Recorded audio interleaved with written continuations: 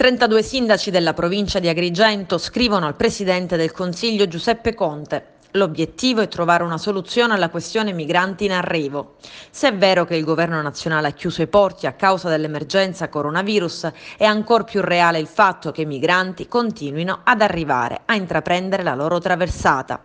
Così gli abitanti di Lampedusa chiedono un taglio netto, non solo lo stop agli arrivi, ma addirittura la chiusura dell'hotspot di Contrada Imbriacola.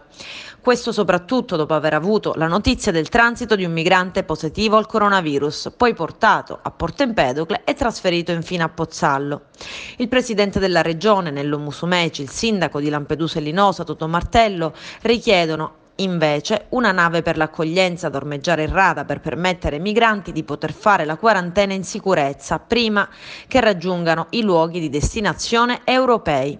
Tutto questo accade mentre alla deriva del Mediterraneo ci sono 4 imbarcazioni. Una si è rovesciata e non sono note le vittime del naufragio, ma le richieste d'aiuto. La bambina sta molto male, non c'è acqua né cibo. Ci dicono che vengono a prenderci, ma non viene nessuno. Qualcuno può aiutarci, per favore? E poi anche, ci sono 2 morti, aspettiamo da 4 giorni, ci sono bambini svenuti, non sappiamo dove siamo, abbiamo bisogno di aiuto, vi prego.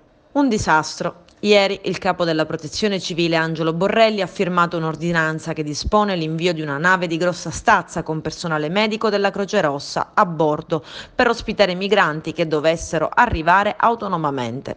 Esulta il presidente della regione Nello Musumeci. La nave per la quarantena dei migranti capace di ospitare fino a 488 persone l'abbiamo trovata.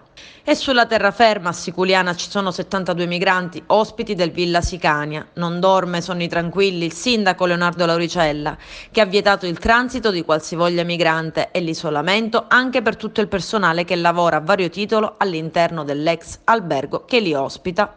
L'arrivo di 72 migranti presso il centro di accoglienza Villa Sicania ci ha accolto tutti di sorpresa.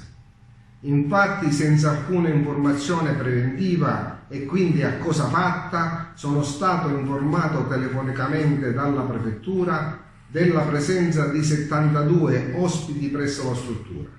Ho protestato energicamente per questo mancato preavviso, ritenendolo una mancanza di rispetto non solo nei miei confronti in quanto sindaco, ma soprattutto una mancanza di rispetto e quindi una mancanza di sensibilità nei confronti della comunità siculianese, che riconosco avere tenuto in questo momento di emergenza Covid-19 un comportamento esemplare, di buonsenso, non solo come persone ma soprattutto come cittadini.